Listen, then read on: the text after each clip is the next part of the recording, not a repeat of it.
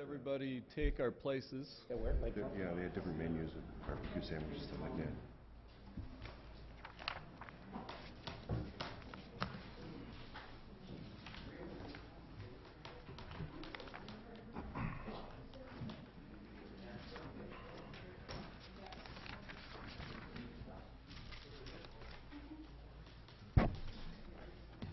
And I'd like to call to order our Common Council meeting for the City of Hudson, July 6th. It's 7 o'clock.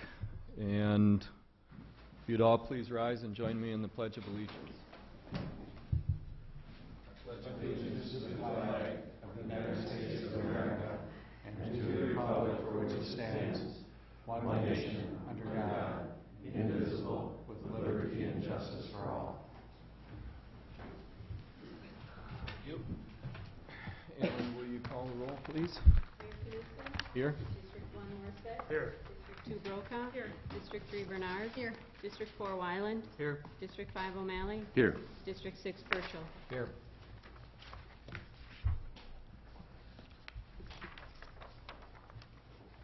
Well, we've got a group here tonight to tell you about an exciting development that involves hockey and Hudson. And so, come on up, Rich, and tell us about who you are and who your group is.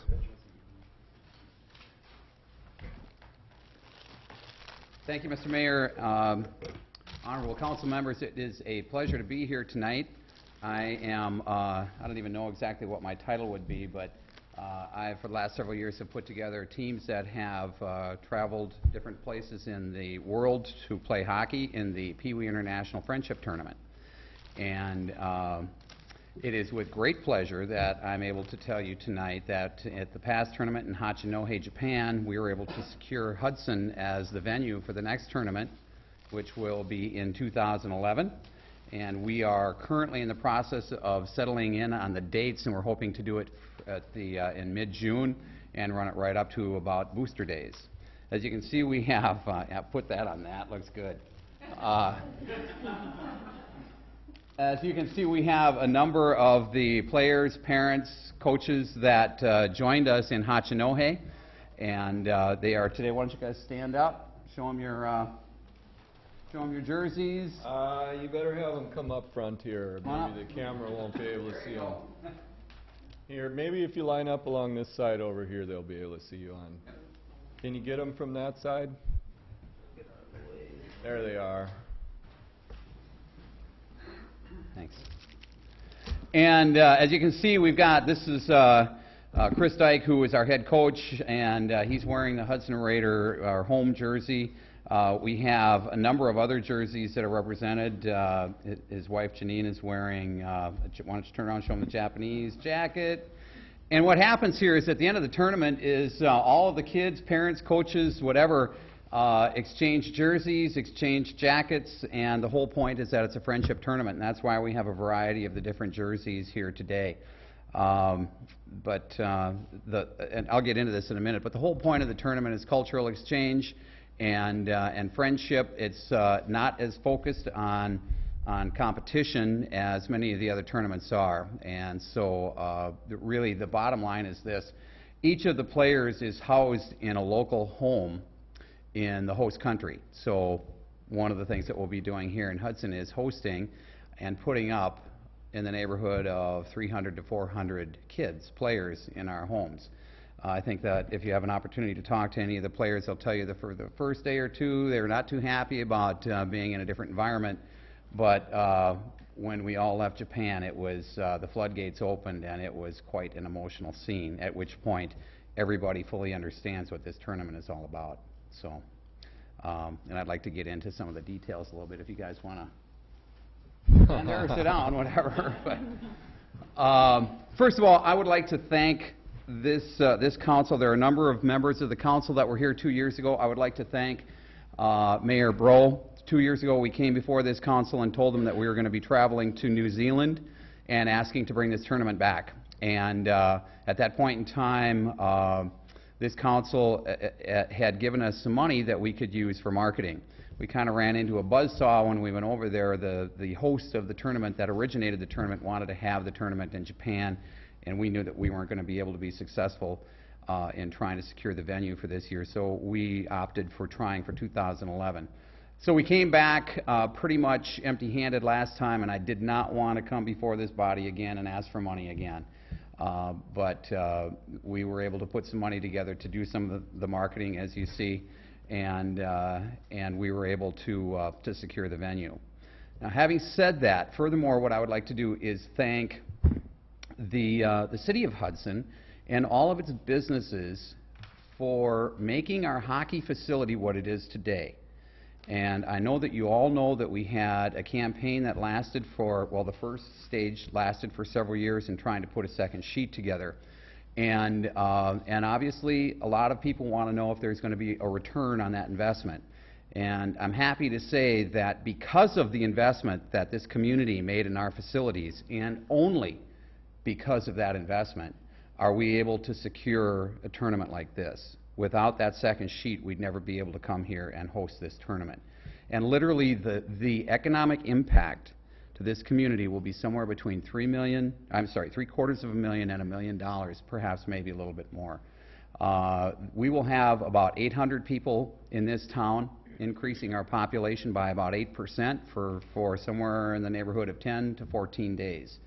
They'll be staying in our hotels, they'll be eating in our facilities, and they'll be traveling our main streets and taking advantage of the recreational opportunities that we have to offer here. So it's because of that investment that we're able to bring that type of economic return back to this community, and believe me, I'm delighted to be able to say that we've been able to do that. I think that's about it. Anybody have any questions for me? Thanks a lot, Rich. Okay, thank you. Appreciate it. Oh, by the way, Congratulations. thank you. And we will be coming back and giving you updates on a regular basis if that's okay with you, and maybe asking for some type of support in the future. So thank you very much. Thank you. And good luck on the tournament. Thank you. At this time, we take comments from citizens present. Anyone here tonight who would like to address the council about any item not on tonight's agenda, but might have an impact on the city of Hudson or be an issue for future, come on up, give us your name and address, if you will, and go ahead. Oh, yeah. My name is Willie McManus. I live at 802 9th Street. I've lived here for about, 4.5 years or so. The thing, I don't know how long I got, so I'll just maybe 30 seconds to give you a quick synopsis of what I'm about here. I grew up in Bayport, and I want to just, one thing I want to say is that I think the city services here are truly outstanding. The street, the plowing, the police, the emergency services. I used to think the Bayport Fire Department was the best fire department around, but I now think the Hudson Fire Department is the best fire department I've ever seen. They're amazing. So I'm really pleased to live here, and I just want to give that as a piece of background to what I'm about to say. I only have one gripe. 9th Street in front of my house is used as a freeway.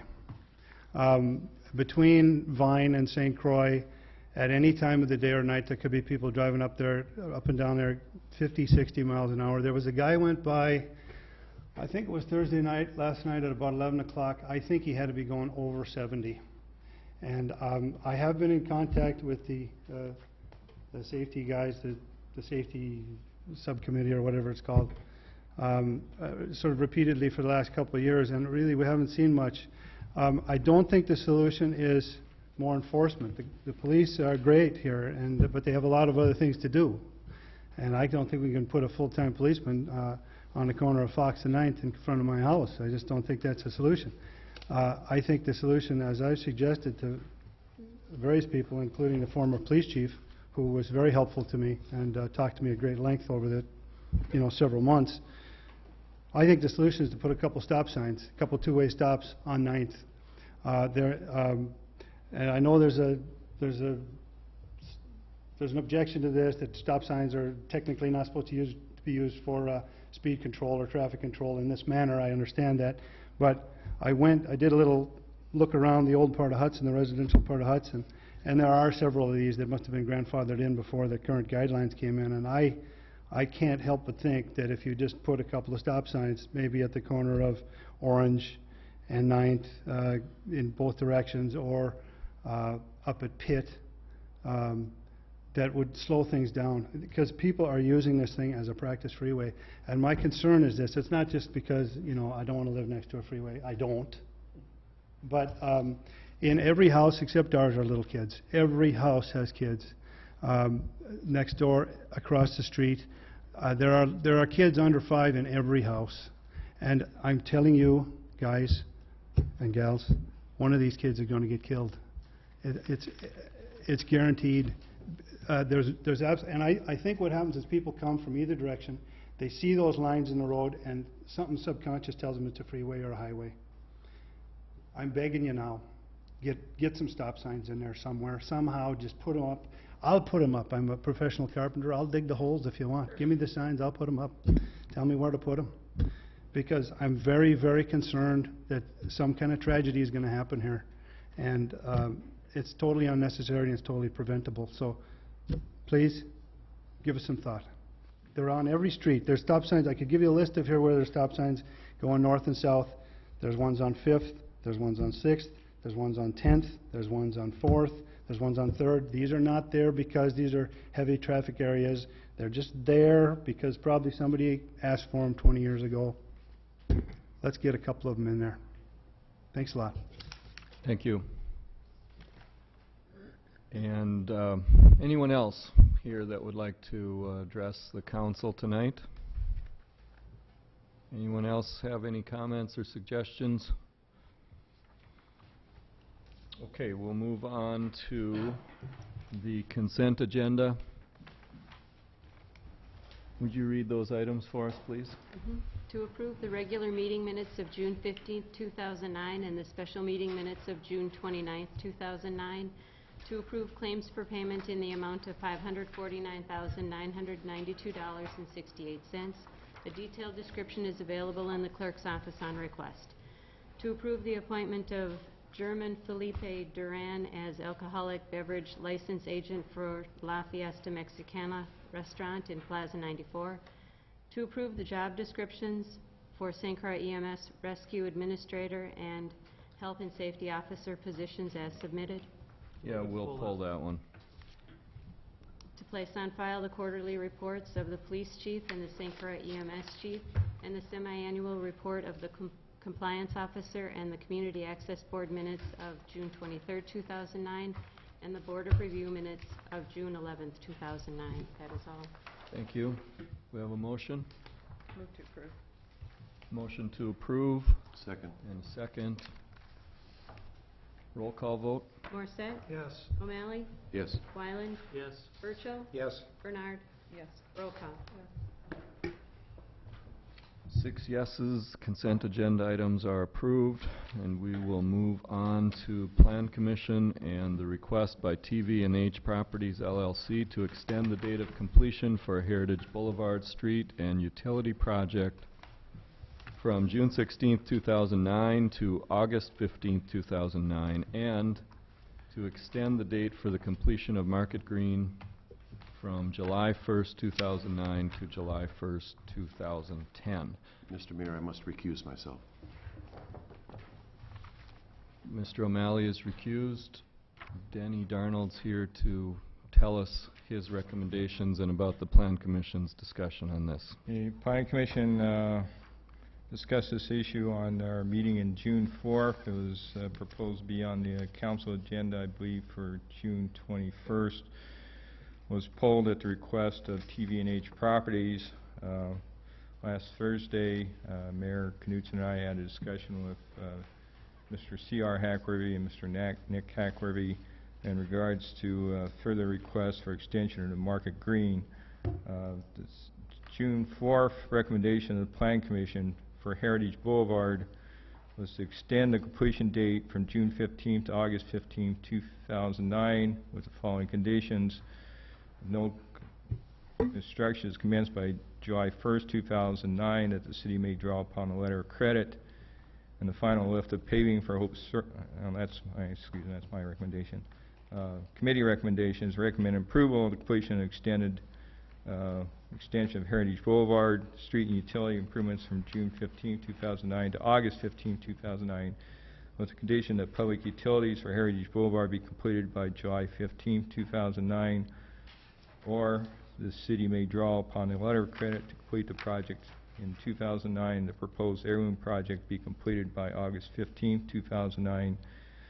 The Market Green be to recommend approval to extend date of completion of Market Green improvements from July 1st, 2009 to September 15th, 2009. So you have two different considerations you may take up. On Thursday, the Hacklerbys met again with Mayor Knutson, and I discussed concerns that they had about completing Market Green. There was no discussion on where the Heritage Boulevard improvements would be finished by August 15th. And I'd like to just take one of those at a time, because otherwise we start commingling the two discussions. I think perhaps the easier of the two issues is the Heritage Boulevard. Heritage Boulevard, all conversations with the project engineer, conversations Chuck Schwartz and I have both had with the project engineer. The recent work on Heritage Boulevard indicates that that project can be completed by August 15, 2009. The intent that we want is to have a street surfaces available to the public, so there's two ways of getting into the Heritage Greens planned residential development from the south side. That, I believe, that can be accomplished. If it doesn't, can't be accomplished, then the city of Hudson's ready to pull the letter of credit and finish that project at any time. But they are showing us progress, so in my opinion, they can meet that date of August 15th, and now we're already to that. I mean, if they proceed on the calendar, it looks like that most likely that project will be completed by the end of July, but no later than August 15th. There might be some minor things such as boulevard, you know, restorations, those types of things. But those are less significant in actually getting the paved surface down so the public can access. The second issue is Market Green. Market Green is a private park that's part of the commercial portion of the Heritage Greens planned residential development. When that commercial area was approved for expansion last year, one of the conditions of approval was that Market Green would be finished by July 1st, 2009. As a condition of that approval, the City of Hudson required a letter of credit to assure that those improvements would be made. In our discussions at the Plan Commission, it was generally understood that, again, Heritage Boulevard and the other associated project, Heirloom, would be finished by August 15th, 2009. In that scenario, I said, well, if you can finish those improvements by August 15, 2009, we'll have curb and gutter, we'll have sidewalks around Market Green. You can finish the Market Green improvements within a month or month and a half. And that's where the plan, and one of the conditions was to attach Heirloom as part of the construction. Since that time, the development of Heirloom has come into question. Heirloom was being developed because of a project proposed by Accessible Space Incorporated, which was a 36-unit elderly housing project. That Heirloom project was needed to facilitate and to provide access to that senior housing project. A senior housing project least is in question where it's going to be constructed in 2009. So that puts the construction of Heirloom in question in 2009. Heirloom is important because three sides of Market Green provide sidewalk, curb and gutter for the Market Green. The other issue that TV&H brought to our attention was, without commercial entities being able to pull building permits, buying lots, building permits, they don't have a association that can afford to pay for the improvements even if they were installed. So it's kind of like buying a car and not maintaining it. And that's where my perspective comes from. I may be criticized in perhaps recommending, my recommendation is that now that if that's the situation, that we would extend the date of the Market Green construction to July 1st, 2010. The bank called today and said they're willing to extend the letter of credit to assure the construction, or, you know, they are constructed by July 1st, 2010, or we can pull the letter of credit. The letter of credit can be and will be extended, at least according to the bank today. But the bank also said to me that they will not extend the letter of credit beyond 1 year, that they are in this commercial venture for a 2-year period. So that brings the question of the TV&H's request to extend the construction of Market Green until a period that a commercial venture would pull their building permit, and before occupancy of that commercial venture, that the Market Green improvements would be in. And my recommendation for that consideration is only to do that if the letter of credit security would be released to the City of Hudson, so we hold it and not the bank. I talked to the First American Bank this morning about that option, and they said that could be worked out, that they could release it to us. And the reason would be is that, you know, if we have a letter of credit, we've got to be able to maintain it. So in review, there's really 4 options that may appear to be for consideration on this. 1, we pull the letter of credit from Market Green immediately and hold the funds. Then the question comes in, are we going to actually do the improvements or just hold it for a period of time? The second consideration would be is the recommendation of the Planning Commission of June 4th, which again was to require Market Green improvements to be done by September 30th, with heirloom improvements being part of that consideration. I disagree with the Planning Commission recommendation as far as heirloom improvements, because that the housing project may not go now, and we would be requiring a street and utility projects to be built that may not be necessary this year.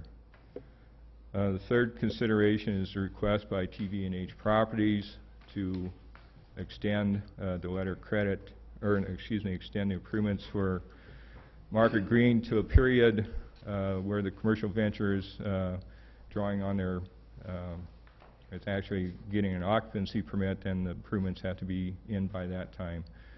Or the fourth is my recommendation that if we're going to do that, then we pull the letter of credit and we hold it. The City of Hudson holds those surety funds. It's kind of a Abbott and Costello who's on first base situation to some degree, so I'm happy to answer any questions. Yep, go ahead.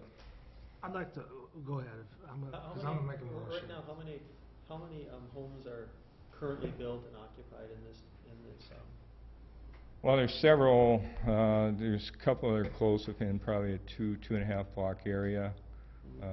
That are they pay into their, what are they? Well, they have an association fee. The association fees for the residential portion does not pay into this. This will be a totally different association. This will be a commercial association versus the homeowners associations paying for this maintenance. The park is not maintained by the homeowners association. That's correct. I'd like to move to accept your recommendation number 4 and pull the letter of credit and give them until July 10th of 2000 or July 1st, 2010. And that's your recommendation, right? My recommendation is a little bit of a hybrid of my recommendation. My recommendation is just to allow the bank to extend the letter of credit for 1 year. That's what I want. That's what I was And then suggesting. extend the time period to July 1st of 2010. If on around or July 1st, 2010, if we're not seeing progress, then we basically would be forced to pull the letter of credit at that time.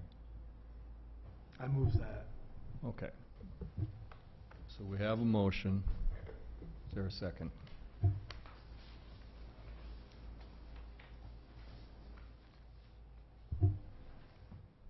Is there a second? Representative of our TV and HR here, if they would like Yeah, to say that. it's possible that this motion is premature. I think if we have more discussion, I think your fellow council members are not yet ready for a motion and want more discussion. But I'll ask the third time, is there a second to the motion? Motion dies for lack of a second. I'd like to move the Planning Commission recommendation move forward with the completion of September 30th, 2009. Oh, there's multiple components to this, and at the Plan Commission we broke it into essentially three components. There was the Heritage Boulevard Street Improvement component. The Plan Commission made a recommendation regarding the Heirloom Boulevard street improvements, and then the third part is the Market Green private park improvements. There have been some changed circumstances, I think. Can you speak to that a little bit? Well, the issue that came up was where they can afford to maintain if you install the improvements. There's two main changes from the time that the Plan Commission looked at this issue. The first is Heirloom does not appear to be a project that's likely to move ahead in 2009, and that provides three sides of the Heritage Greens Park. The second portion of it that was not discussed with the Plan Commission was the affordability of maintenance. Even though if it was put in, according to CR and Nick Hackworthy now, they would not be able to maintain it because there's not funds being generated from the commercial entities that would be paying into a commercial association. Pam, hold on a second here. Before I accept your motion, would you permit us to have a little bit more discussion, and I'm going to go back? Yeah. Would you be okay with that? Yeah, that's fine. I think we have to acknowledge a number of realities here. One is the economic circumstances that we're living in, which probably none of us here, I'm not sure, have seen it. Leastwise not in the last 20 or 30 years. The other is there is a partnership that goes along with doing planned residential developments. And we've done them before, but it is a hybrid zoning thing. It involves negotiation. It involves a level of trust. And this one is complex. It has the residential zone to the north, and it has this neighborhood commercial zone and mixed zone to the south. And they're a little bit separate in the sense that there's different land uses, it's different associations controlling things, and development has been slow. But development not just in this area, but in the city as a whole, has pretty well come, not to a halt, but to a very slow creeping pace. And so this development is no different than any other. It just happens to be one that is that combination of being a negotiated planned residential development and in this circumstance. I think the third very important thing is accountability. I made a commitment to the residents of this planned residential development that we would hold the developer accountable so that things weren't promised and not delivered. But we have a very limited scope in what we can do on that. This private park was part of it. And I'll tell you that Community Development Director Darnold and myself couldn't be more strongly committed to holding them accountable. This is not in any way about not having them be accountable or not having this be done. But essentially what we're looking at is building a park, sodding it, irrigating it, and there's nothing around it, and there may be nothing around it for a while. The economic circumstances right now are that you're going to have a little green irrigated chunk of land in the middle of nothing if we do this. And so for that reason, I have tried, and Denny has tried, to come up with a way that we can maintain that element of control that we've got through the letter of credit and through the agreements, to maintain that and to get some flexibility to allow for the fact that it really doesn't make sense. And if we force them to do what they cannot economically do, we are also a partner to running the risk that we force them into an insolvent situation where this thing ends up going completely the wrong direction. Hear, And hear. that has happened. I mean, it's happened as close as Stillwater and other places where, you know, you've got developments that completely go into receivership or whatever, and we don't have the situation we've got right now. So I think an element of flexibility is needed. And that flexibility doesn't mean that we're being weak, and it doesn't mean that we're somehow caving in and saying, do whatever you want to do.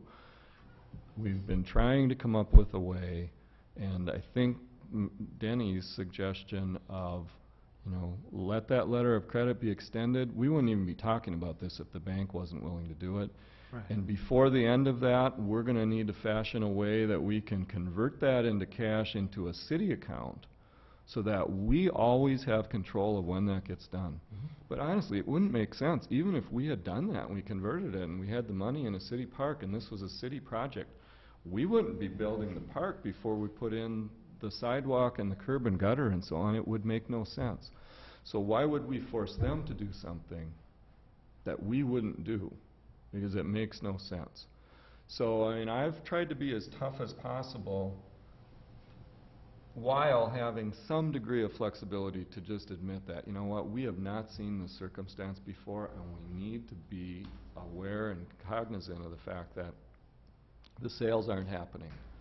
Now, in regard to the Heirloom Boulevard street improvements, we have a big lever there in the sense that as soon as ASI or whoever is ready to build along there, that street will have to go in. You can't build on a street without a street.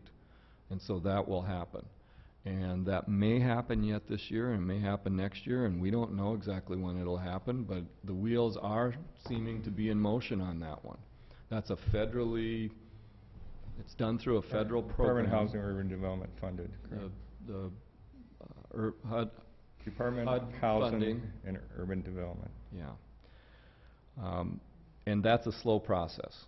But it seems to be moving along. So we're getting to the point of the year where it may happen yet this year, and it may happen in 2010, but barring some unforeseen circumstance, the odds are that that's probably going to happen soon.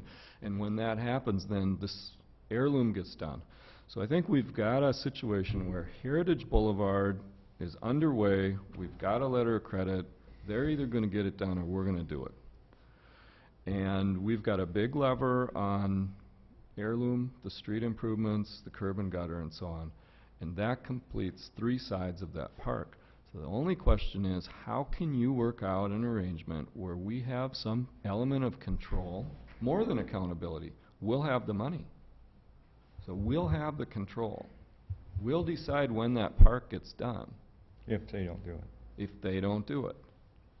We will have control under the suggestion that Denny's Yeah, and making. the bank has said to Denny, Well, do you have it in writing yet? No, You've I got don't a have it in verbal. writing, but it sounds like it's there. sounds like But it's- our motion would need to be contingent on getting it in writing, because everybody involved is and the developer and the bank, and everybody realizes that we need to have that.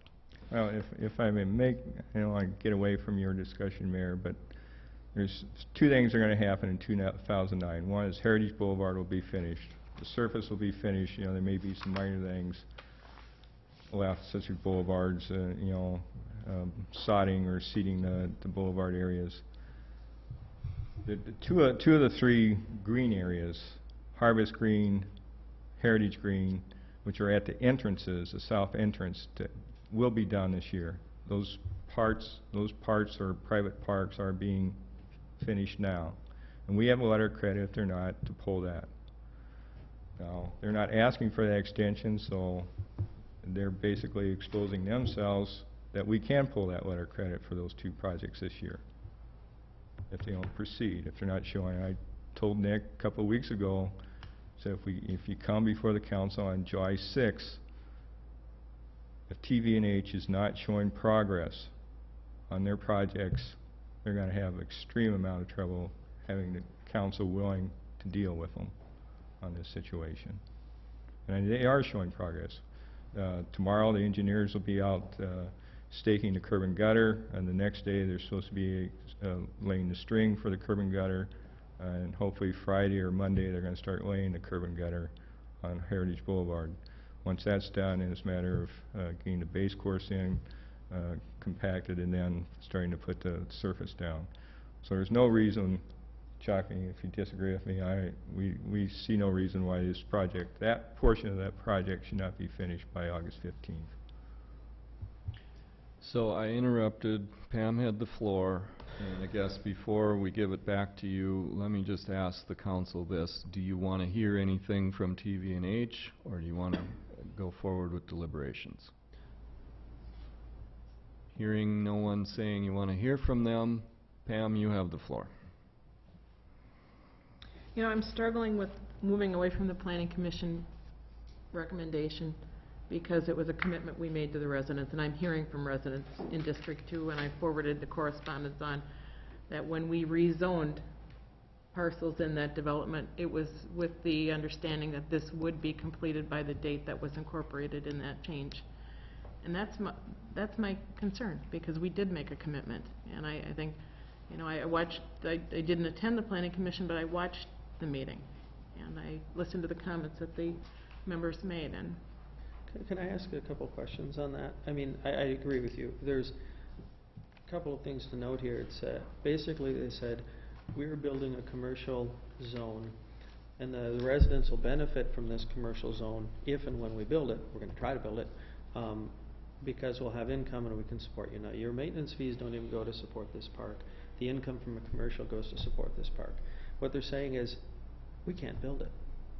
Now, if we look at the other piece of it and say, I can build it, but I can't run it, similar question we've had. So we build it, we grass it, but we can't afford to water it, and we can't afford to cut it. What's the purpose in putting it in?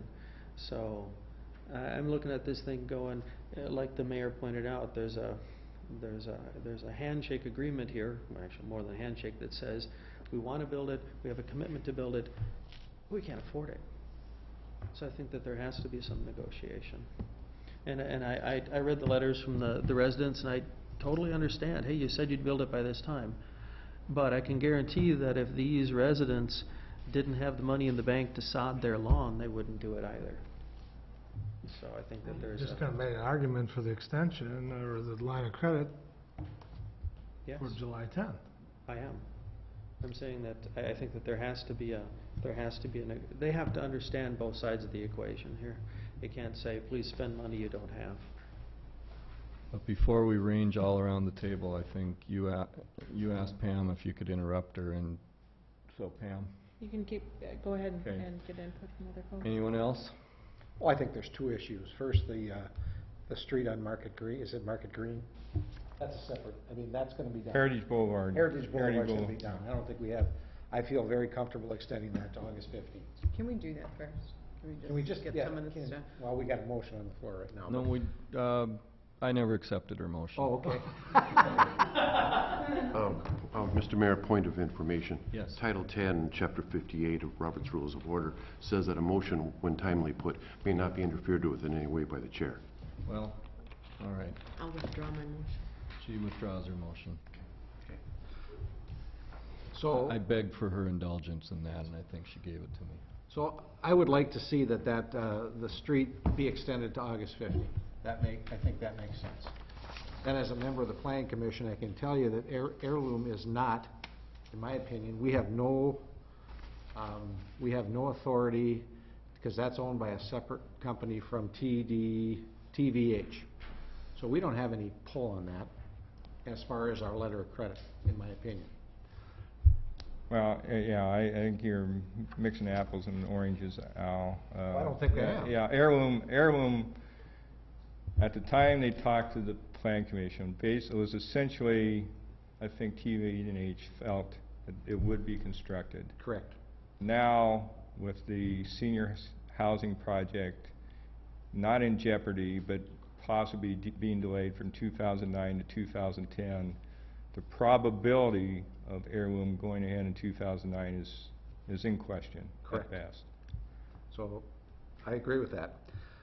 But the point I had is, wasn't there a lot sold to the Royal Credit Union? Yes. Okay, so they have an association. There is an association that can pay dues. At least there's one member of that association, plus the a developer. So we have two members of that association to be able to maintain that park. So my point is that I believe we should stick to the, on the second part, stick to September 30th and get that park built. And it's the Royal Credit Union or whoever's a member of that association to do the maintenance. We're talking about lawn maintenance and watering. We're not talking about tens of thousands of dollars a year. And we made a commitment. We didn't set that date. They set the date. And I think we made a commitment to the members of that, people in that neighborhood, and I think we should live with that. I'm happy to extend it to September 30th to give them some time to get it done. But I think there's, and maybe there isn't money, but I'm not saying we have to do heirloom right now, but I think it should be completed. That's my personal opinion. You permit me a question? Sure. The issue, and I understand exactly what you're saying, but the issue is what is completed. Lee mentioned seeding it. This is designed to be a fully fledged, built, landscaped, trees, and so on.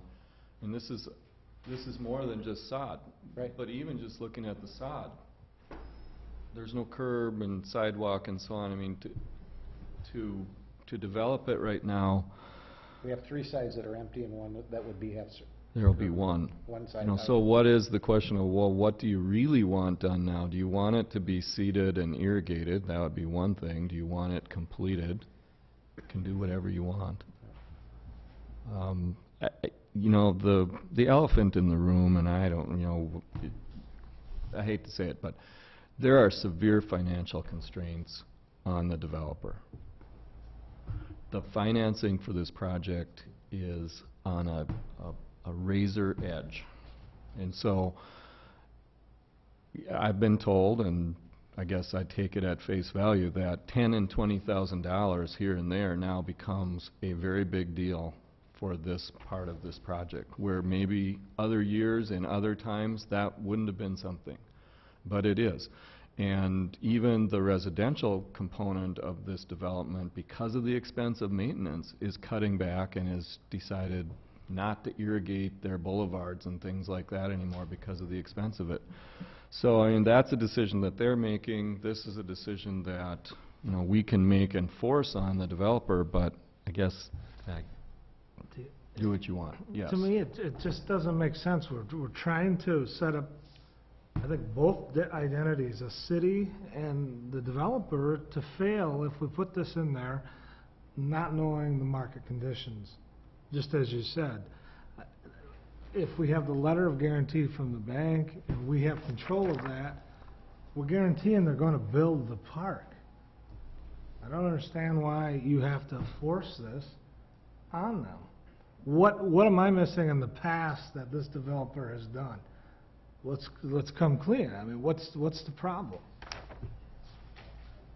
Well, going back when the discussion was, there was some residents at the residential portion of it said that the developer, Bright Keys, did not fulfill promises, not necessarily promises or contractual obligations to the city of Hudson, but to the residents or buyers of the lots.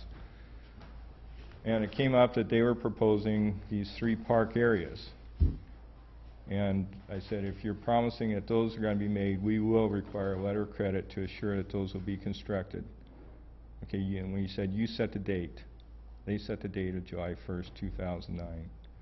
Now, maybe that was, I don't know if they knew at the time that was an unrealistic date or not. I have no idea. But you also you didn't have that crystal ball to see what the market was going to do. Absolutely. Well, I think my recommendations is trying to be as practical and realistic about this situation as we possibly can be. It would sound like it. I don't understand the pushback, Al, I guess, on what... I mean, I was quite passionate about my position of making those improvements done on September 30th, 2009, when they were telling me that they could finish Heirloom, that 3 sides of the park was going to be finished by August 15th. I said, well, if you can finish it by August 15th, you can finish Market Green in a month and a half. I was quite strong in my opinion about that. There's been different information provided to me since that time. I need to take the common sense approach at this, and it sounds like option 4 would be that. But if you want to take up that issue separately, All right, well, Might I make a motion? yes, you that might. we, extend the deadline for Heritage Boulevard to August 15th, I think. Second. Motion and a second to extend the deadline for Heritage Boulevard to August 15th. Any discussion on the motion? Scott, are you recusing yourself from the whole issue, even if we split it into 3 parts? I'm doing this on advice of our city attorney. My son and I have extensive holdings in this development. All right. Understand. All in favor, say aye. Aye. Opposed, say no. Motion carries. So that's the first part. Is there a motion? I'll move option 4 on the Market Green being the park, correct? Yes, it's a private park. Contingent. And now we go to the July 1st, 2010 deadline with the line of credit that hopefully Denny would be able to work out into our control. Between now and that time period, then we try to work with the bank to get the letter of credit released to the city of Hudson so we have possession of it, those funds. Let's get the Yeah. let's get the terminology of your motion down close here, and maybe even get it so Nancy can read it back. That you want to extend the completion date for Market Green to July July 1st, 2010. 1st, 2010, and Condition that we attain letter of credit from the bank and we have control in a separate account by the city, is it? that we Well, have a letter I of think- credit that's good until that date, and we have the right to draw on it and put it into a segregated account at the city if it's not Yeah, I know. be done. Can you help? Project, the completion date would be extended to July 1st, 2010. The letter of credit date would be extended for 1 year, which means it'd go up to October 28th, I believe, of 2010. With the understanding or stipulation that they have to notify us 60 days prior to that expiration terminating if they're not going to extend it again. We've been told, or at least the opinion of the bank was that they will not extend it. So I'm not looking forward, at least to that alternative. In that interim time period between now and July 1st, 2010, I would like to try to work with the bank and TV&H, get those funds released to us so we have control of them and not the bank. So we have more latitude in when we can make a decision if we can use those funds to implement that Market Green construction. Hopefully something will happen in that commercial development that will advance that. I'll second. Wait a minute. Well, I want you should have clarification on the motion from our city attorney. Well, on the letter of credit, if it's, you should get a written extension of the letter of credit to October, whatever you said, Correct. 2010. 1 year, yeah. A 1 year extension. If the completion deadline is July 1, 2010, then you have plenty of time to call the letter of credit. Mhm. That letter of credit should be callable if they don't meet the deadline. The city would call in the letter of credit if they don't meet the deadline, and you would have those funds. So Yeah, what we what you- need to Well, do I is bet, get the latitude I would like is if I can negotiate that letter of credit be released before July 1st, if we can get it released to us the soonest possible date, I'd like to try to get it released to us sooner than July 1st, 2010. Well, If that's- you want the project done by July 1st, it's gonna take 60 days. Well, to and do we're it. again in the situation, are they gonna be able to maintain it? We're still in that gray area of, Well, certainly that's something to negotiate. I just want to Yeah. explain for the council what the process would be under just Sure. extending the letter of credit. And when you call the letter of credit, then they start making payments immediately on it. Well, right? let's Isn't try to that- get it, let's stick to this motion. Let's get, Randy's got the motion, right? So before we start discussing it, have we clarified it I think enough that so. everyone understands the motion? Is there a second to the motion? I'll second the motion. You second the motion. Now discussion, Lee. I would propose an amendment to the motion that says if Heirloom is built before that time, the park is built 30 days. I think you said 30 days after Heirloom is completed. So if it does come in early, the park comes in early. I mean, that's kind of what your discussion before was, right? I don't have a concern about that, some stipulation like that. I don't see a problem with that. Other discussion? That's a proposed amendment, I think we need a... I'll accept it. You're okay with it? Well, what if it comes in, I'm not sure I'm comfortable with it. What?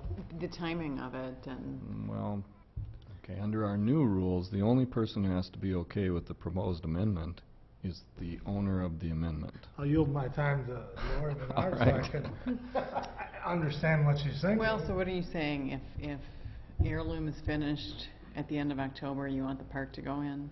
Yeah, because basically, I think what Denny had said earlier was that if Heirloom goes in, three sides of the park are completed, and that I believe you said in your comments, you felt that within 30 or 60 days after that, they could complete the park. Well, again, it all depends. If you're towards the end of October, are you going to get it in this year? The possibility is forgot about not. You winter. may have to do it in Right. 2010. Quite so. inconvenient. Yeah, the problem you have is then we accept the street improvements, the curb and gutter and sidewalks, and we don't want that concrete poured late in the year when it's going to end up being a substandard quality result.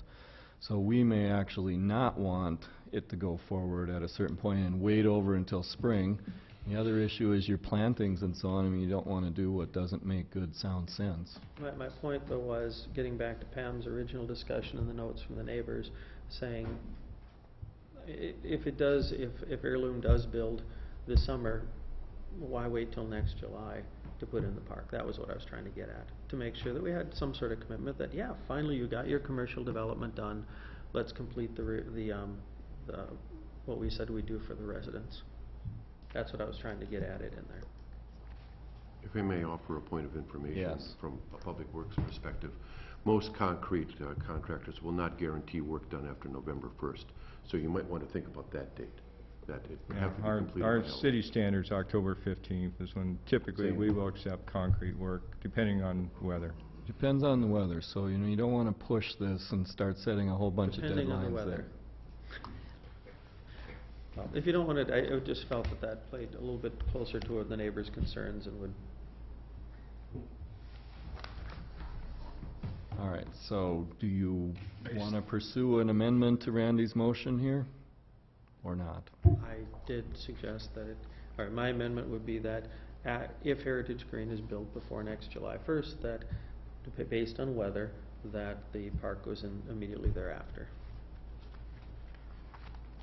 That's my motion, my If amendment. you said Heritage Greens, but you mean I'm sorry, if Heirloom Boulevard? Heirloom, correct. If Heirloom is built, then they proceed right away and build the park, You said you don't have a problem with that? based on Well, weather. that's a timing element, and Yeah. that's a judgment call. If we get late in the fall, we may not be able to do it, so. Just keep fine, in but based mind- on weather. 2 of the 3 park areas have been completed. Chuck?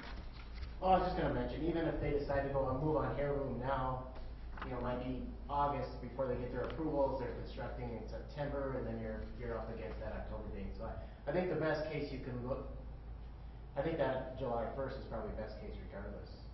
Oh, good point, because you really couldn't start planting in May, you'd have to I plant a little don't later. accept that amendment.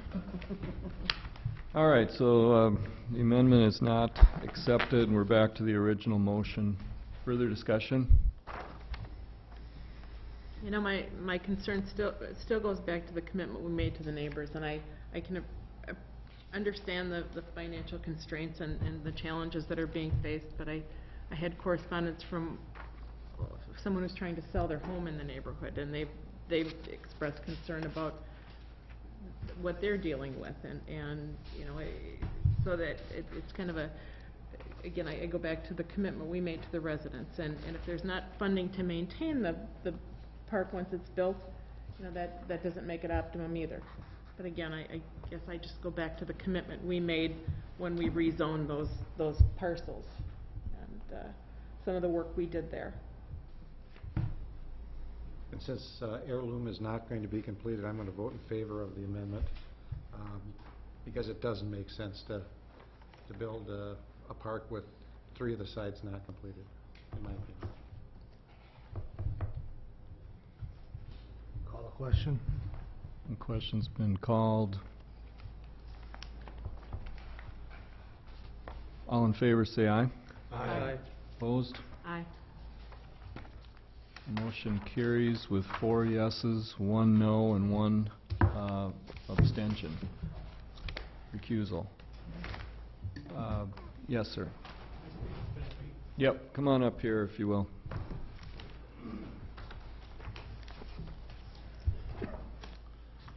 Thanks, Mr. Mayor. I'm C.R. Hackworthy, and thanks for the vote. In listening to things, it sounds like things are real negative, and it's really positive. When I say we, I'm talking about my son Nick and I and our small staff have been working very, very hard on this development. The newspaper is full of delays. In town, a couple hotels, Opus Corporation filing bankruptcy in 2 divisions, largest, one of the deepest pockets developers in the country. We're all affected. And what we're trying to be is proactive here, not reactive. And I don't think people quite understand that. And so I think your vote is a support for that, but we've got a lot of great things going on. We've got ASI buying 2 lots up there. We've got 1 lot that's been sold to a bank, and we've got another transaction with Gerard coming online. We've got a lot of good activity happening up at Heritage Greens because of the hard work that we put in every day. And I want to thank you for the support, but the timing of things really, really is important. You have to build the road before you build the park. I think that really became clear here. But the other thing that's not quite clear is this is not just an ordinary park that's got a little bit of curb, a sidewalk, and some irrigation and some sod. This is a park that has 3 flagpoles. It has 3 or 4 benches. It has tables. It has chairs. It has a workout center on it. It's really a park to be used by the commercial people that are building there. That's the reason for that. That's the reason for that park. And so when we say park, it's not just the basic of you think of what a park is, but it's all the amenities that go with it. And our purpose is not to build a park with all those amenities without people being there to use it. And our date that we gave you last year was solely based upon RCU starting last spring. With our delay in the approval process, they were going to start in the fall. They held that approval process off, or that decision off to build. That's the only reason they're not built out there right now. If they were built out there right now, this would be a different scenario. But they have financial things that they're working with as well because of what's going on in the economy that we read every day. But I just wanted to leave really on a positive note. There's a lot of great things going on out there.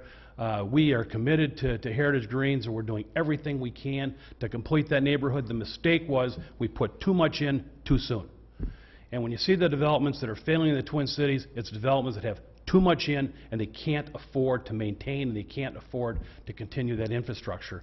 And we do not want to make that same mistake on the commercial phase.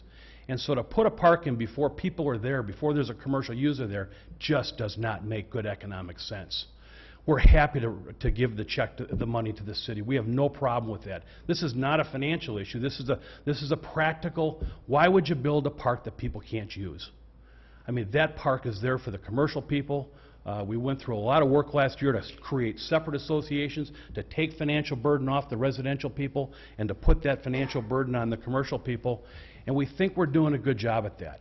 We put the sport court in last fall. The sport court was never promised to anybody in any approval plans. We put that in last fall. So we are continuing to try to over-deliver on the promises that we have. We've got huge financial constraints, just like anybody in the development business does today. But we continue to try to persevere and continue to try to make headway on what we're trying to accomplish. And we think we're really doing that here. And just want to thank not only the Planning Commission, but the council and also the mayor for listening and trying to understand our position and trying to build a good neighborhood. Thank you. Thank you. Any other action on this item, or are we ready to move on? We've kind of broke it into parts, but I think we've covered all of them then. Denny, is there any reason to do anything more in regard to this? Okay. Then let's move on to the finance agenda. We had applications for operators licenses. I'll recuse myself. Mr. Morissette is recused, and the committee recommended approval of the list in your packet of operators licenses to cover the period from July 7th, 09 to 6/30th, 2011. Would anyone like me to read the list? Move for approval. We have a motion to approve. And a second? Discussion. All in favor, say aye. Aye. Opposed? And the motion carries and the operator's licenses are approved. Number 4 is to review drafts of the job descriptions for the building inspector, assistant zoning inspector position. At Finance Committee, talked about a couple of changes. There was one minor change that came across my desk today from staff. On page 1, under the required section, the last sentence where it says experience as building inspector or assistant building inspector, recommendation is to make the change and have it say 2 years experience as a certified building inspector in Wisconsin, mainly because certain municipalities may call these individuals something else. We're not. So be the small building inspector, small letters, instead of giving it the specific title. And with that, then the Finance Committee recommended approval. Mr. O'Malley. I just had a question, Devin. Are you then striking assistant building inspector, or are you going to It's going to say 2 years experience as a certified building inspector in Wisconsin. So that may be You are assistant. striking Correct. the remainder of that. Okay, thank you. Any other comments, Scott? Anyone else? Move for approval. Motion to approve. Is there a Second. second? And second, any discussion? And this item then will come back again. We'll be talking about personnel filling the position and so on next meeting. All in favor, say aye. Aye. Opposed? Motion carries, and that description is approved. And next, we've got number 7. 6. Okay. Now, we've got our EMS director, Mr. Christensen's here to answer some tough grilling and questions. We postponed this item at the Finance Committee because we wanted to hear from you about what you're all about with this and kind of the why of it. Sure. Well, when we didn't refill the operations supervisor position, some of these duties were under his belt at the time. We had, and I also at one point redefined the job descriptions for the full-time medics to take on added responsibilities of that. About 6 months into the new structure without the supervisor, I just felt that there was a position that some of the changes need to be made to help for a more efficient operation, support admin role type. So one of those was in the rescue division, which is in and of itself a whole separate entity of the service, and also the health and safety position I felt should be reopened because of the there's a lot of health and safety issues related to the employees. We've got different, like example, manpower tests for the employees, immunization screenings, if something should happen should an employee that they have to follow up. And also with the up and coming events as far as pandemic, we're all aware of the H1N1. We wanted to make sure that we are on top of things, and these are duties that do take a significant amount of time, record keeping and specialization. So for the health and safety officer, I just dropped the ropes officer and put the health and safety on there. And then as far as the rescue administrator, that is just one of the full-time employees that had added duties add to them. So by changing the job description, you aren't changing the pay rates or the... No, there's no pay rate change for the full-time. That was included in their initial raise when we added their duties. The health and safety officer is being switched out for the ropes coordinator. So it's the same part-time stipend that they had been receiving. So, and I will be posting for the health and safety officer at some point after tonight. Sorry. You're requiring 1 year with St. Croix EMS. What if you had an outside person that came in very qualified for that particular position? They would not be considered for that job unless they had been with St. Croix EMS for at least a year? I think when we did the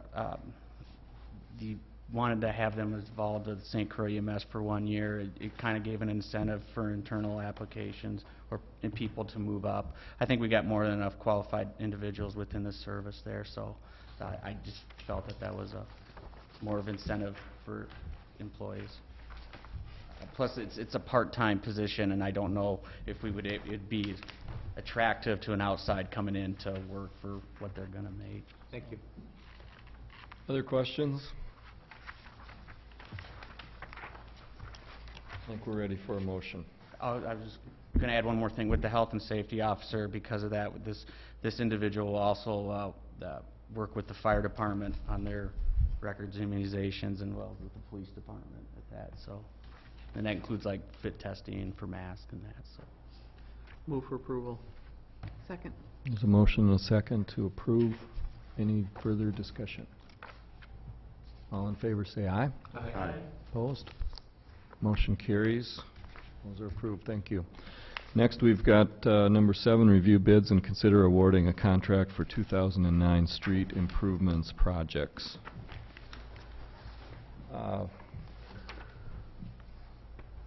Mr. Schwartz is here to tell you about it, and we asked for some additional information at the Finance Committee, and so again, we did not have a recommendation here yet, although we were leaning towards approving your recommendation. Thank you, Mr. Mayor. What's in front of you today is the 2009 street improvement project, and we've shown the areas of town at 2 consecutive meetings as far as what areas are being improved, and just to kind of briefly touch upon that, there's a neighborhood that's going to be slurry sealed right in front of City Hall here that will be microsurfacing that.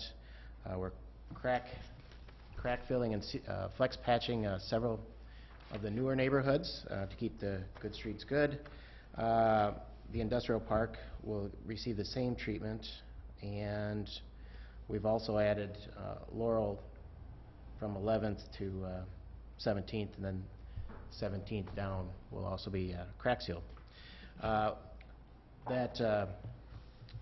We received two bids on last Thursday for this work, and those bids had 2 alternates, and the intent was for the city to consider award of either alternate 1 or alternate 2. And it had to do with the seal coating aggregate and what to use. And alternate 1, the seal coat aggregate, was a natural stone, and alternate 2 was black coal slag, which we discussed some of the advantages and the disadvantages. But in general, you have a natural stone that is it's more economical, it's readily available, and the product that is readily available in this part of Wisconsin is very uniform, which we like to see, very durable. On the flip side of that, you do have the coal slag, which is a very dark black in color, and so there's a aesthetic quality to that as well, but we don't feel it's as durable as the natural stone, and it doesn't justify the additional $35,000 in cost. The total base bid, Scott Construction was the low bidder, and total base bid with alternate 1 is $267,422.07. The alternate total base bid with alternate 2 would be $304,545.03. Staff and Bonestro are recommending that you award the bid with alternate 1. Okay. And at Finance, we did talk about numbers. This project did come within the estimate. Our construction estimate was $319,000, with approximately engineering fees estimated at around $35,000. With alternate 1, that is less. It's $267,000 with very similar, slightly less design fees attached to the lower project, because the design is based on a fee curve. The construction, though, is estimated hourly and should stay relatively the same in cost. So with that, Devin, maybe you want to talk about When you approved the capital projects budget a couple months ago, there was a total of $543,800 approved for a number of street construction projects. That included the construction, the engineering, the plans. There were a couple projects that were listed that were not bid out. One of them was Stage Line Road, which my understanding from Chuck is that is potentially going to be part of a county project since they have the property on either side of it. And Cooley Road from 11th to 2nd, which is basically the Cooley Hill. Neither one of those two were bid in this project, correct, Chuck? That is correct. Okay, the adjustment down from then, that puts the budgeted amount for this project at $403,300 is what was budgeted, taking those two items out. Including engineering fees. Right, that was the total amount that would have included everything. So you're on, this project is under that amount. So we never approved Cooley Road? You approved doing it as part of the capital project. It was not included in this bid specification. Why? And that's what Well, And who had the authority to not do that? well, in talking, Tom is not here, he's up on Carmichael right now, but, you know, both of us were proceeding with the directive as, you know, do what's right, and as far as, you know, within the budget and as many roads as possible. And, you know, we did sit down, we talked about these various seal coating projects, seal coating, microsurfacing. Cooley was on, I wasn't part of the budgeting process, but it was on the list. You're right, this year.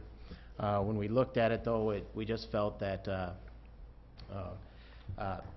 patching it, flex patching it, seal coating it, or, excuse me, patching it, flex patching it, crack sealing it, and microsurfacing just wasn't a practical solution. That's too many items. And I so- agree with that, but Yep. I guess where's the, Well, when who you made the directive to pull it out of something we approved? Yeah. It was approved at the first meeting in June. Cooley was not on here that I see. Yeah, and I was getting to that, just to kind of give you a little background information. And so what we did is this 2009 street improvement project represents all of the roads that were either going to be, you know, get one of these items, the crack sealing, the flex patching, et cetera, et cetera. 11th Street was, at staff level, we talked about it needs a mill and overlay. And and currently, you know, so we got approval to move forward with this, and that's all the improvements that were outlined as far as this 2009 project were included. 2 weeks later, we did come forward with the mill and overlay work that we were proposing, and that was 11th Street from Wisconsin to Summer, as well as we added Montcroy. Okay, and so that's what we're proceeding there.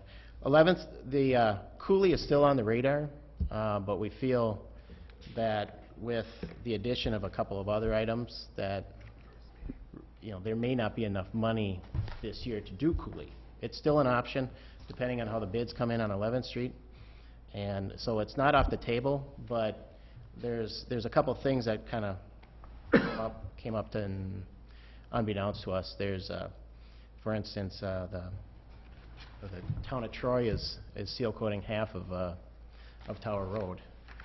And so we just learned about that a few weeks ago, and it really doesn't make sense to seal coat half a road, and so there's, you know, estimated cost of $9,000 there. Also I'm not talking really about stage line, Chuck. I'm asking you, and I understand the history of it. Yep. I'm asking you, who said F? On June 1st meeting, if I have the correct list here from Betty, Cooley was not on the list that you approved for this project. It was included in the budget, original budget, but on the list you approved on June 1st, it was not on that list. Okay. So maybe at that point it would have been good, though, to bring it up and talk about why it wasn't on the list. I think there was a priority list and how much dollars we have, and I think Tom and Chuck sat down and said, this is what we think we can do with what the money we have. I thought at that meeting, we actually drew a line Yep. on the list, didn't we? Yep. And This is something we haven't done this way for a number of years, and Scott and I talked about it months ago, that this issue of deciding which get done and which don't is something it's sensitive. It's not something that's being done politically, I can assure you that. The Public Works Committee and the Public Works staff, this isn't about political pressure that some road gets done and doesn't get done. We tried to very objectively list out a list, and I actually pushed Scott at the time to say, bring out that list and show it to the council earlier. Well, and which I did. It's based on the Wilson report. which rates the condition of the roads, all the streets in the city. We have approximately 67 miles of streets. We don't have enough money to do all the work that we need to do in any given year. So we have to pick and choose, and we use as a basis for that the Wilson report, which tells us how bad this road is, because if you let it go bad enough, you're not just doing mill and overlay, you're rebuilding the road, a whole new road bed at a multiple of the expense. So the Cooley was one that was ruled early on as simply, we don't think we can do it this year. It was taken off of the list. The list was approved by the council at our first meeting in June, and that's it. And to go a little further on that, it would be my position that because you're always trying to get as much done as you can depending on the way the bids are coming in and the way everything is unfolding. We had a little delay this year on 11th Street because we tried to coordinate with the water department. You know, as our neighbors develop their lists and go forward with their projects, we've wondered about Bear Road, and they're going to do that. We've wondered about Tower Road, so we're coordinating with Troy and the town of Hudson. And in the end, if something gets postponed or decide we're not going to go forward with it, just like 11th Street was last year, I hope that that money that was set aside for street maintenance improvement gets put into a segregated account and we fire up again next year with that money, and it doesn't get trickled away to go to some truck or something that some other department says we've got to have. Because we made a commitment together that we're going to work hard on streets. We're trying to do it. It's just And I agree, it just, you know, from your finance committee till now, no answers were being given, and I didn't, so you cleared it up, I'm fine. And in theory, the Cooley money, and if you decide, the street construction money can be spent up to 3 years. So you have plenty of, you know, if you decide to do these projects, whether it be Cooley, Stage Line, Tower, whatever, you have up to 3 years to spend that money. And just one final point in regards to Cooley. We are crossing our fingers that we'll get bids and we'll have enough money to still do that yet this year. It's going to be really touch and go, and we don't want to overextend the city, but that it's still on our radar as a possibility. So are we planning to get bids? Well, we were going to see how those come in. no, well, right. Yeah. We can still do it, but we aren't going to do that unless you come back here, right? Yeah, yeah. Okay, now let's just review where we're at here. We had put aside $543,000 and $800 for this kind of street repair. This is outside of our giant mill and overlay project. Excluding 11th, excluding Carmichael. So Carmichael and 11th are our two big summer projects. This is in addition to that. And now there's $140,500 that was budgeted originally for Cooley and for Stage Line, and that's now on hold for now. Plus, we had $403,000 that was for this other list that we are going forward with. If we accept the bid tonight and the motion that we have before us, I think we have a motion, right? We don't have a motion, but the staff recommendation, if you accept that for $267,000 plus engineering, that's going to be in the, what, 15% range? 302, I think we said at finance. Yes. 302 is the total with? Yeah. Okay. So there's another almost $100,000. So between the two, we would have, what, Devin, about $240,000 left unspent. We have 3 years to spend it. We can still go out to bid on more projects this summer if we like the bids. We could hold that money and we can fire up on this process again next year. You know, we have made a commitment to put money into street repair and improvement. And I agree, and I fully support that. It just looking a little funny there, you know, and I just wanted some answers to questions, and you answered it. I'm okay with that unless Lori wants to go out for bid this summer. I'd support that, but I'm okay waiting too. Public Works can take this up some more. I mean, if you want to have guidance on where that money goes, because essentially, you know, we dedicated $1.9 million to go into street repairs, and it isn't any one of us. We're going to do it together, but it's the Public Works Department. They've worked hard on this for going on a year. This thing has been going. I think it's been a pretty good process. I have heard few complaints about it. It looks a little messy as we do it, I'll grant you that. And we were a little unprepared tonight, I'll grant you that. And we could probably do better. That's why I said at Finance, let's try to get some better information for them before the next We'll have the meeting. bids in 2 weeks on 11th Street as well, so we'll know where we're at with that. And, you know, in the future too, I'll become prepared to talk about the budgeting numbers, you know. As an engineer, I was gonna talk about, you know, from my perspective, I'm looking at, okay, this is what I thought it would cost, came in within estimate, you know, that's how much I came prepared tonight. But I can certainly talk, more Well, it's clearly and certainly- more extensively on the budget, Well, not, in upcoming. I would have those numbers every time you come here to talk. Yep, okay. Make a motion to approve. There's a motion and a second to approve the low bid from Scott with alternate 1 for $267,422.07, correct? Discussion. I'd like to ask a question of Chuck. Chuck, the bid from Scott has a per ton aggregate seal coat cost of a little over $18. That is so low, you feel that's actually doable in other work that you've done in other municipalities recently? Yeah, I actually think that's slightly higher than what we had. I believe that, no, that was in the same cost or even slightly higher, I believe, than what we got for a price from Scott this year to do a seal coating project in St. Joseph. Oh, okay. It's There's just no that shipping, essentially, there's no shipping cost. That aggregate's coming out of Semstone. It's just the two bids at that point they were so greatly different. You know, this is less than 50% of the competitor's price per ton. So depending on what happens with 11th Street bids, we could go back and extend this crack seal, or not crack seal, but the seal coating. We could choose more streets to seal coat with our remaining funds. That would be one strategy. Or we could go back and we could do the more extensive work on a road like Cooley.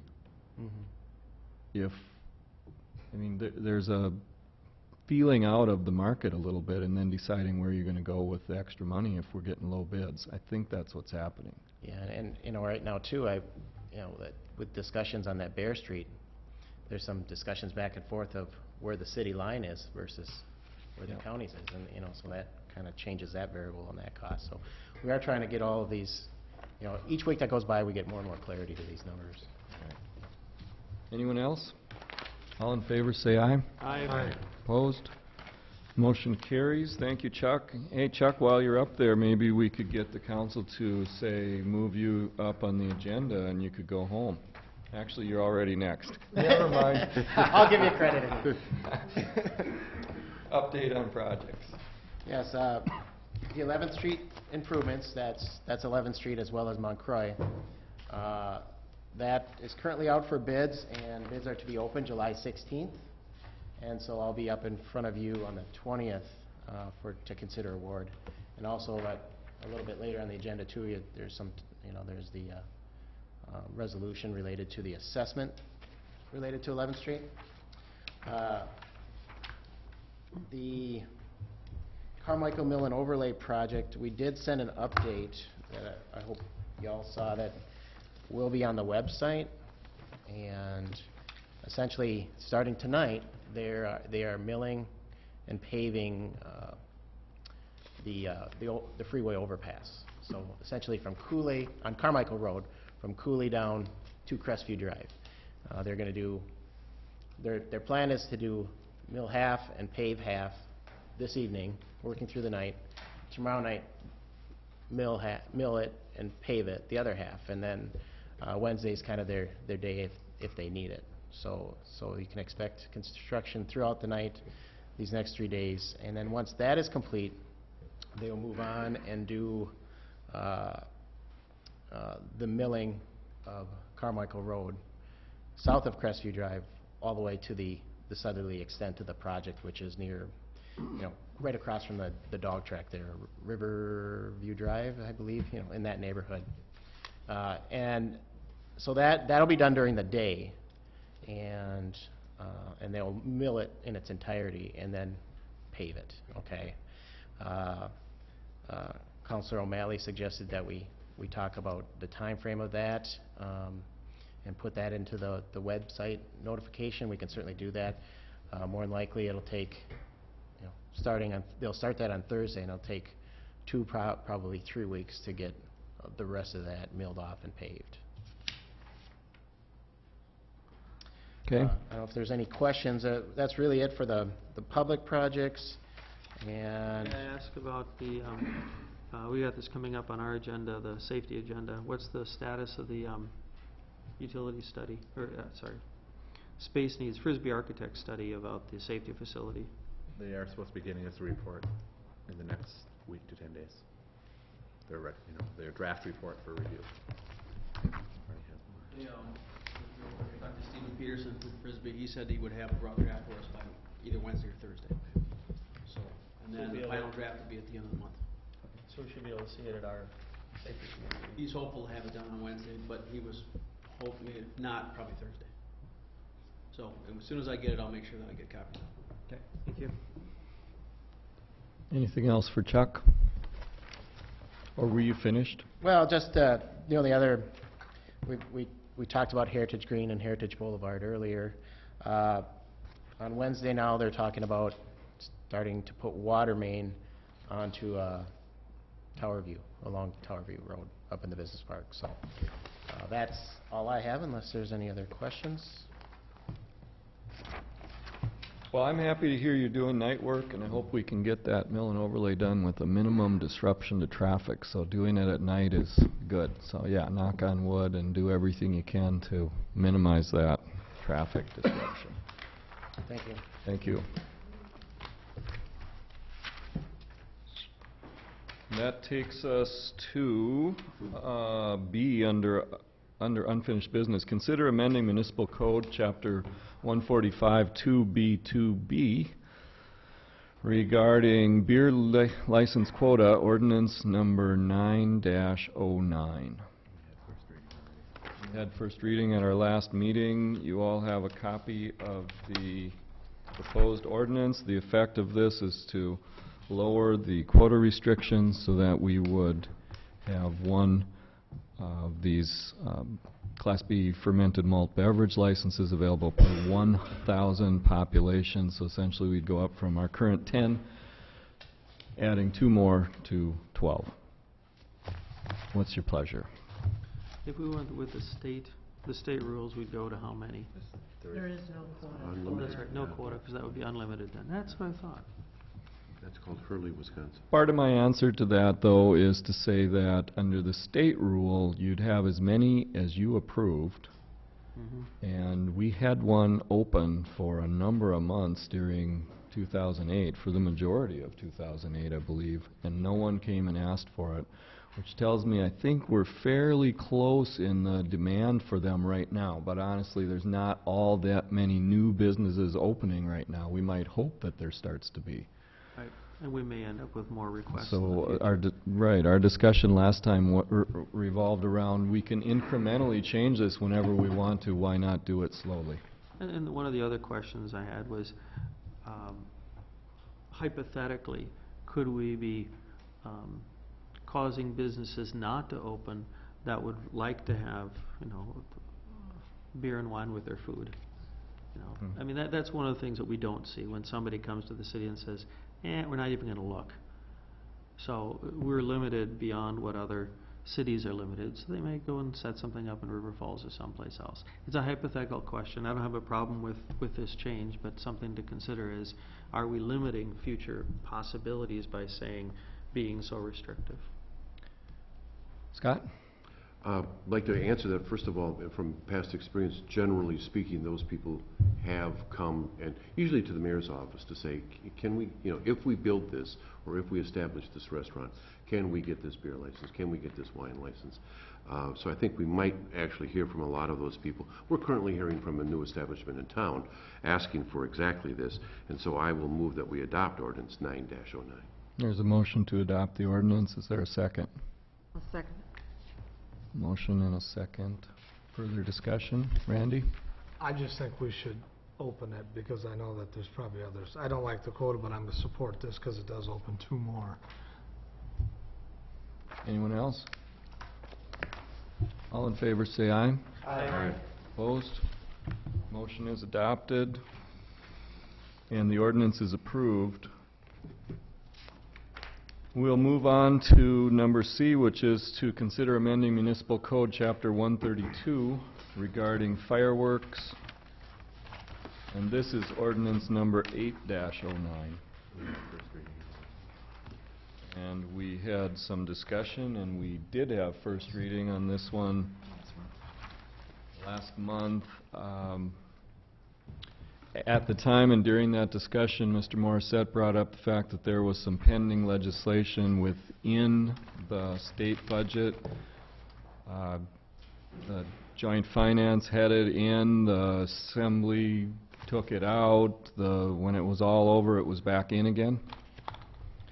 It doesn't make a great deal of difference, but the effect of that is to allow, right now, in order to allow fireworks that otherwise would not be allowed under state law, they have to petition the chief executive, who can give them leave to do it, a permit to do it. Under the new law, the chief executive can delegate that off to some designated individual who in turn can give such permission. So for example, I could delegate it to Devin or to Lee or whoever.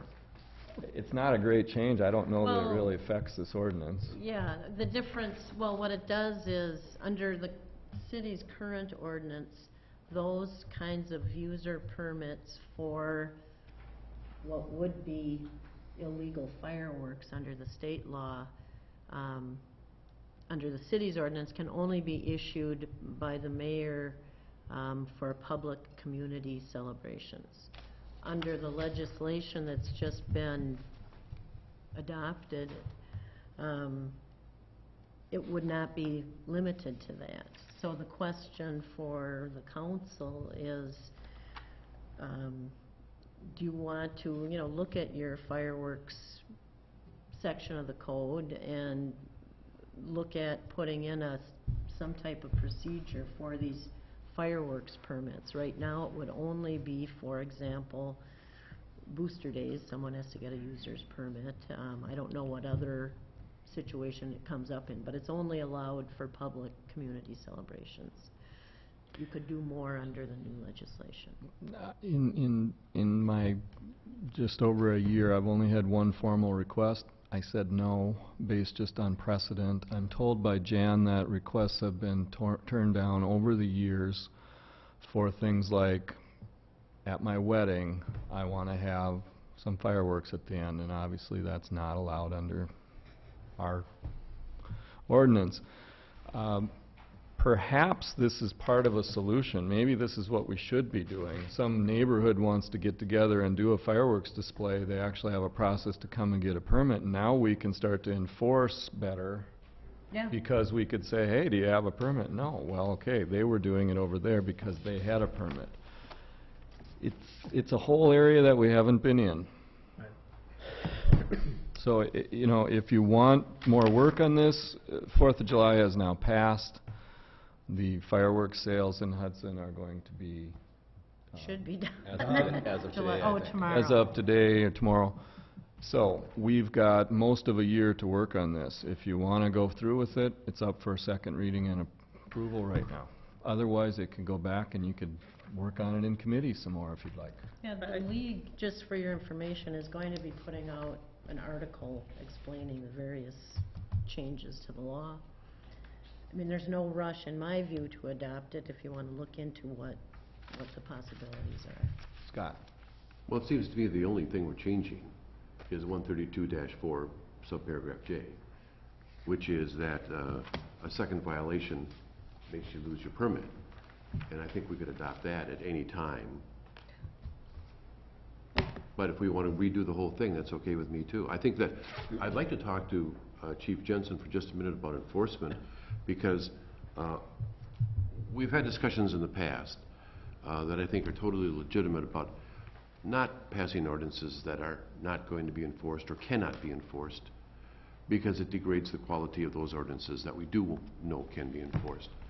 Do you feel, Chief, that, for instance, were there arrests made this past 4th of July season on any of these points under the current ordinance? Nothing Are more. None? Not that I'm aware of. I looked Okay. through the citations that were written over the weekend. I did not see any, but I didn't go into each one individually and take a look. And that is not from lack of enforceability, that's just that everybody was legal? No, I'm not Because I saying know that that either. second part is not true. But the problem you run into is that do we chase down every firework complaint that comes in, or do we concentrate on the Right. drunken disorderlies and the large crowds downtown and so forth? Absolutely. And also So, by the it time comes they down. finish launching and leave, you get there, I mean. Yeah. And the reason I recommended these changes in this ordinance was the simple fact is we're issuing permits to vendors to sell what Wisconsin considers legal fireworks in the city of Hudson. This gave it some teeth on those that are selling it. Wasn't going after the people that were purchasing it and so forth, but if we're gonna give them a permit to sell legal fireworks, then they should be selling legal fireworks and not the illegal ones. That was the reason that we had this change put in. And that's why I would like to adopt this tonight, so I'll move for adoption of ordinance 8-09 as amended. Second. There's a motion and a second to adopt the ordinance. So I wanted to ask a question about the purpose.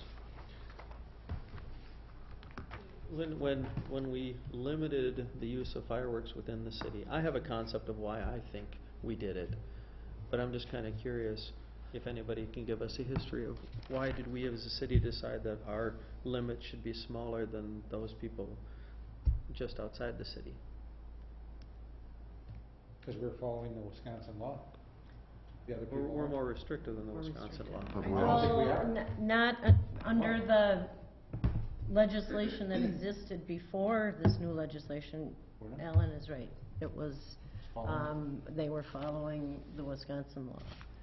Actually, last year it was changed slightly to allow these user permits to be issued to individuals and groups.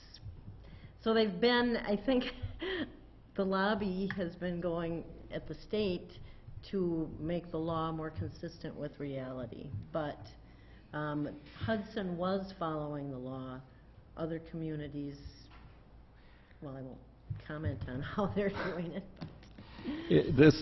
I thought I read this as we were more restrictive. Well, 'cause we don't- now your ordinance is more restrictive Yeah. because yours only allows these user permits issued by the executive officer to be issued for the purpose of public community celebrations. That restriction is not in the new legislation.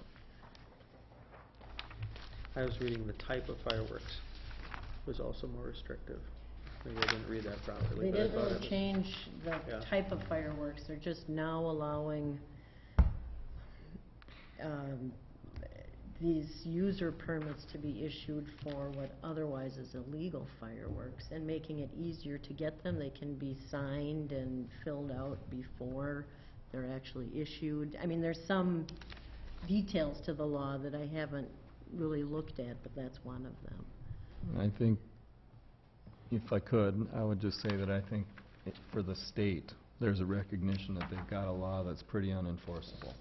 The way this is being handled, to my understanding, in some communities, is essentially these permits are being given out willy-nilly. In some places, the vendor themselves sells the fireworks and gives a permit to the buyer. Right. Well, and see, now under the new legislation, the chief executive officer of that municipality would designate the vendor. The new legislation allows the permits to be signed and approved before they're actually issued, so they're in the hands of the vendor. That had been the way to try to comply with the law, but kind of fudging it. Now the legislation allows for it. So what they're doing is, instead of just saying, look, we've got an unenforceable law statewide, it's creating wider and wider loopholes to drive through to do what everyone knows people are doing anyway, and we can't stop them from doing it. No one's trying to stop them, and Chief is basically saying we can't enforce it on those people. We don't have the time. No law enforcement agency in the state can enforce that, and so, you know, here we are. And I think we're diving in and legislating something here right in the midst of all of the change. I'm still not completely sold on the fact that we're improving the situation here. Other discussion? My only comment would be what I said earlier, that if we're not going to allow our officers to actually do anything about violations, then let's stop making the checks. I mean, that's a real waste of time to send an officer out and not give them the ability to take a permit away, or, so that's my only comment. I would move to, well, I'd support this going back down to committee. This needs to be talked out more. And in the same tone, go, find out what the new legislation is and work it out so it works. Oops. Well, there's a motion on the table. In a second. And we could In do a what Randy second. wants at any time in the future, still.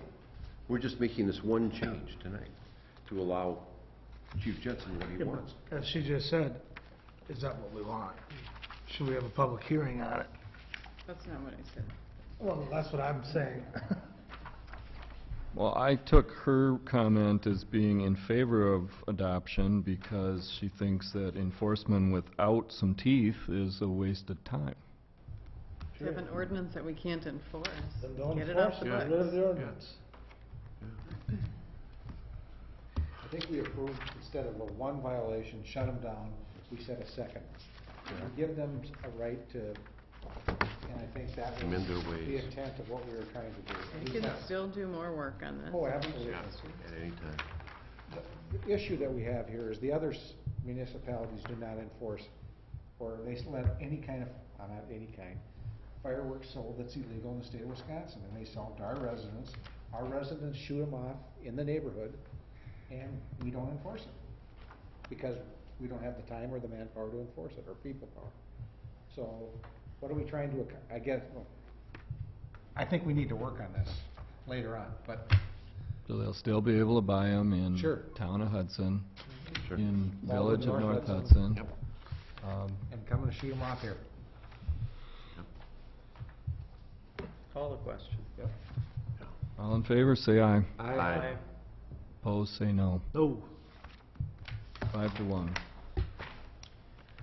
And ordinance 8-09 is adopted, and we'll move on to old business. Old business, there is none. We'll move on to new business. Special assessments for 11th Street improvement projects. We have a preliminary resolution. This is a standard preliminary resolution that needs to be done anytime we impose special assessments. So I will move for suspension of the rules. Second. There's a motion and a second for suspension of the rules towards adoption tonight of the preliminary resolution. Any discussion on that, on the suspension? All in favor, wait a minute, roll call for that. Brokaw? Yes. Bernard? Yes. Burchell? Yes. Wyland? Yes. O'Malley? Yes. Morset? Yes. And the motion passes, the rules are suspended. Move to approve the preliminary resolution 10-09. Is there a second? Second. Motion and a second, any discussion? All in favor say aye. Aye. Opposed? Motion carries, the resolution is adopted, 10-09. I think that's it. Communications, we will go into closed session following the completion of this, but let's do communications and items for future agendas. Any alderperson? I'd like to congratulate the fireworks show for the 4th of July on Friday night. Many, many comments from the people I visited with at the time and also over the weekend that this was one of our best fireworks shows in many years. And the new vendor really showed off very well. Anyone else? Nice job to the boosters. I haven't seen this many people in Hudson in a long time. It was busy. And nice job to the chief and his department, because there was very little call, a lot of calls maybe, but very little problems. Probably one of our quietest boosters we've had in a long time. With more people. I agree, it was very successful. City Attorney? Nothing here. City Administrator? We did really enjoy both the Minnesota Orchestra night and Booster Days. Booster Days went great, I think, and the fireworks. We applied our new procurement policy to that. The question came up that we weren't getting as much for our money as what we'd been getting, that gradually year by year the display got a little smaller because we were capped on what we could spend. And when I heard that, I suggested that we go out to bid.